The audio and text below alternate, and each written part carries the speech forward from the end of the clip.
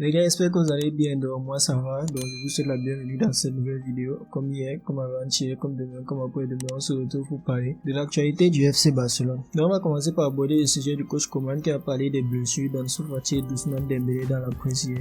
En ce qui concerne le cas Ansu Fati, il a dit, je cite, ce genre de blessure est compliqué, Ansu travaille tous les jours pour être bien physiquement, j'espère qu'il sera bientôt de retour, mais tout dépend de l'évolution de sa blessure, il faut qu'il soit bien pour s'entraîner, il ne faut surtout pas aller trop vite, surtout à son âge. Ensuite, concernant l'absence d'Ousmane Dembélé, il a aussi dit, je cite, Ousmane s'entraîne individuellement, il n'est pas encore dans le groupe, je ne veux pas donner de date de retour, j'espère qu'il reviendra vite car c'est un joueur dont nous avons besoin vu ses qualités. Donc les gars, au vu des réponses des coachs, je pense qu'on a tous pu constater une très bonne gestion de sa part. À mon avis, j'ai pu constater en fait qu'il essaye de ne pas mettre la pression à ses joueurs. On connaît tous la fragilité de la santé d'Ousmane Dembélé, c'est un joueur qui se blesse assez fréquemment et il vaut mieux lui laisser le temps de bien récupérer, revenir en forme. Surtout que cette saison-là, il est plus solide physiquement, donc il vaut mieux ne pas le brusquer, il s'est pas beaucoup blessé, donc pour une fois qu'il se blesse et que ce n'est pas grave, genre les blessures de 9 mois comme il en a l'habitude, il vaut mieux qu'on le laisse récupérer posément, ne pas lui mettre la pression pour qu'il revienne en forme. En ce qui concerne Fati, c'est pareil, c'est un jeune joueur, il n'a pas encore forcément connu des très grosses blessures dans sa carrière, donc je pense que c'est bien joué de la part du coach de ne pas lui mettre la pression, de le laisser récupérer à son rythme, c'est important pour qu'il se familiarise avec ce genre de choses, il faut qu'il s'habitue, qu'il sache qu'il aura peut-être, on ne lui souhaite pas, mais peut-être affaire à ce genre de choses à l'avenir. Donc Ansu Dembélé, faut savoir, moi je vous souhaite bon établissement. J'ai déjà promis à tous les Parisiens et à tous les adversaires du Barça que vous serez là contre Paris et que vous allez faire très mal dans ces matchs. En parlant de Paris d'ailleurs, je n'ai pas fait de vidéo réaction sur le tirage à chaud, donc on va dire que j'ai un peu loupé, le coach était un peu en retard en fait. Au moment où j'ai appris la nouvelle, plein de youtubeurs en avaient déjà parlé et finalement j'ai estimé qu'avec le retard que j'avais pris, ça ne servait plus à rien de dire, puisque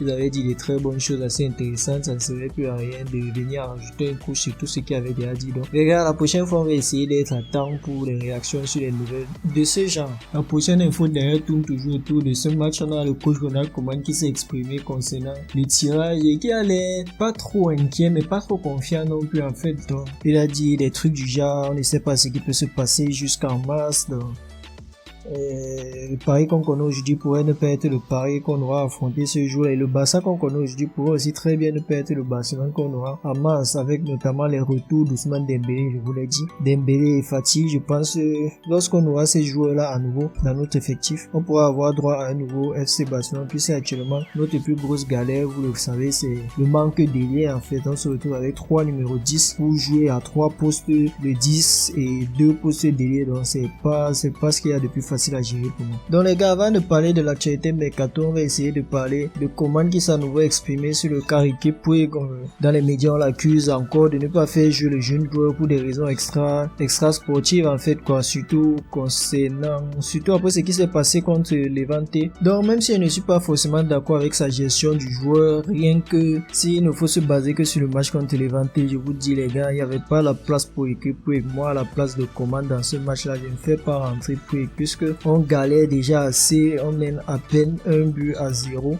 On a déjà fait sortir Busquets pour mettre Pedri au stade. On ne peut pas se permettre de faire sortir De Jong pour faire entrer Puig, à moins que vous voulez le faire jouer à un autre poste qu'au double pivot. Donc comme je dis, match compliqué. On a déjà donné sa chance à un jeune. On ne peut pas se permettre de fragiliser notre milieu de terrain en mettant 2 jeunes au stade et dans un match où on a besoin d'aller chercher la victoire et qu'on est à quelques minutes de la fin et en plus on est acculé par l'adversaire. Donc moi dans ce match-là, je ne fais pas rentrer Puig, rien à dire sur la gestion de Koeman en ce qui concerne son choix pour ce match-là. Et puis avant de parler d'actualité mercato, je vous glisse le programme des élections présidentielles pour le FC Barcelone pour ceux qui ne savent pas. Donc les votes auront finalement lieu le 24 janvier de l'année 2021. Mais avant, il y a tout un tas de choses qui devront se dérouler avant, donc je vous laisse le programme à l'écran. Vous pouvez mettre la vidéo en pause pour ceux qui veulent mieux le lire, mais moi, je m'avance dans l'actualité mercato. Donc les gars, je vous apprends ici, je vous dis que Messi est tout simplement le joueur le mieux payé au monde. De ce fait, son salaire devient tout simplement en quelque sorte un fardeau pour le Barça. Et avec la grande période de crise que le club traverse actuellement, surtout avec la campagne présidentielle, beaucoup de candidats tournent autour de la gestion des salaires de Messi, puisqu'on a une grosse partie de notre budget qui va dans cette direction-là. On a notamment un candidat à la présidentielle qui parle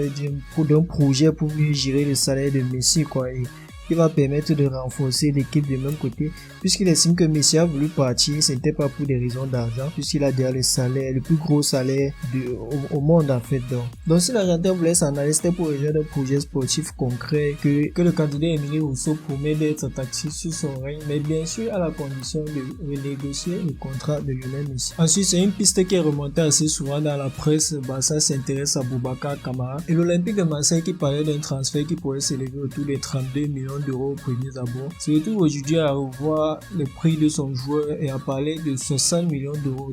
Donc si vous voulez mon avis les gars, il n'est pas nécessaire de mettre une telle somme pour un joueur tel que Boubacar Kamara en fait, parce que le Barça, on est une équipe qui regorge de talent, on a les Alenia qui ne jouent pas, les Riquet qui ne jouent pas, et même à la Masia, puisque on a un système de formation basé autour de la production de très bons milieux de terrain. Je suis certain qu'on peut trouver des très bons joueurs qui peuvent éclore à ce poste-là. Donc se renforcer au milieu de terrain n'est pas forcément une priorité à mon avis. On a fait beaucoup de choix, de mauvais choix ces dernières années pour le mercato, et recruter Boubacar Kamara ou un autre milieu de terrain serait un autre mauvais choix à mon avis, puisqu'on est déjà assez fourni à ce poste avec des joueurs d'expérience, avec des joueurs de talent, des jeunes joueurs, des joueurs plus âgés. On a Busquets, on a Pjanic, Alenia, Riquet, Frenkie de Jong et tout. Donc à mon avis, quitte à dépenser 60 millions d'euros, mieux vaut le faire sur Haaland. Donc on va aborder le sujet dans un instant. Donc les gars, apparemment cet été serait le dernier avant l'activation de la clause libératoire d'Haaland qui s'élève à 70 millions d'euros. Donc c'est-à-dire que si Dortmund ne cherche pas à vendre Haaland au prix fort dès cet été, la saison prochaine n'importe qui pourra venir verser 70 millions d'euros et récupérer Haaland. Donc c'est pour cela qu'il est fort probable que le Borussia Dortmund essaye de vendre Haaland dès cette saison au prix fort, 100 millions, 150 millions, pourquoi pas 200 millions avec tout ce qui est fait.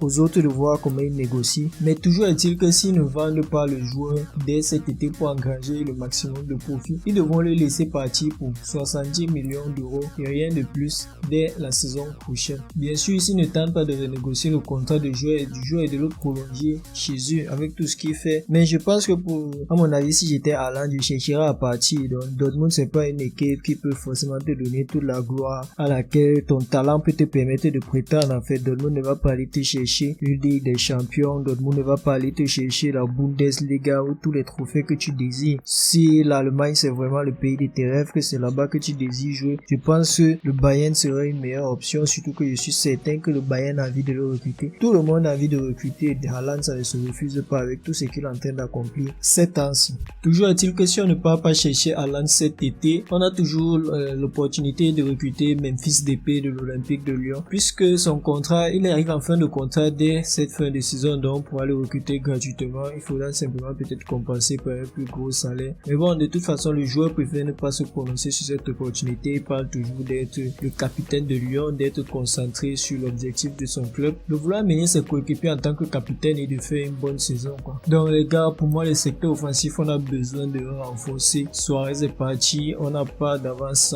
depuis son départ. On a pensé que Griezmann devait faire l'affaire, mais Griezmann finalement on ne sait plus à quel poste il joue, à quel poste il veut jouer ou à quel poste il peut jouer en fait. Donc on a besoin qui essaye de rafistoler comme il peut, de tenir la barre, mais besoin c'est pas vraiment le joueur top classe qui va aller chercher les Ligues des Champions, même s'il essaye de se battre et de faire le taf à son niveau. On a besoin d'aller chercher un véritable numéro 9.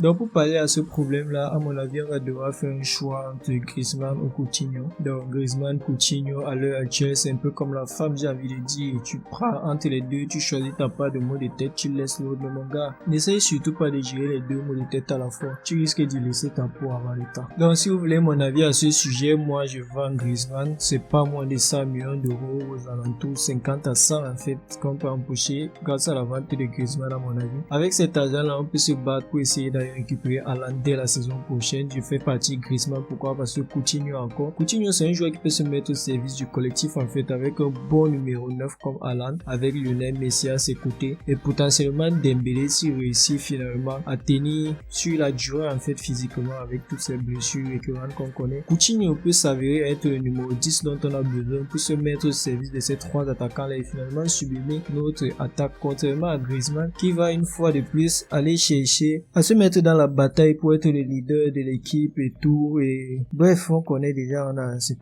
on connaît déjà à fond. Donc les gars, c'était tout pour la vidéo d'aujourd'hui. Dites-moi dans les commentaires ce que vous en avez pensé, laissez le like qui fait plaisir. Merci d'avoir regardé la vidéo jusqu'au bout en fait. Abonnez-vous abonnez-vous. Comme la dernière fois, abonnez tout le monde, abonnez-vous tous en fait, pour ne manquer aucune des prochaines vidéos qui sortiront très prochainement sur la chaîne. Peut-être dès ce soir d'ailleurs pour un débrief du match contre la Real Sociedad. Donc c'était tout pour cette vidéo, moi je vous dis à très bientôt pour une prochaine vidéo. Tchou!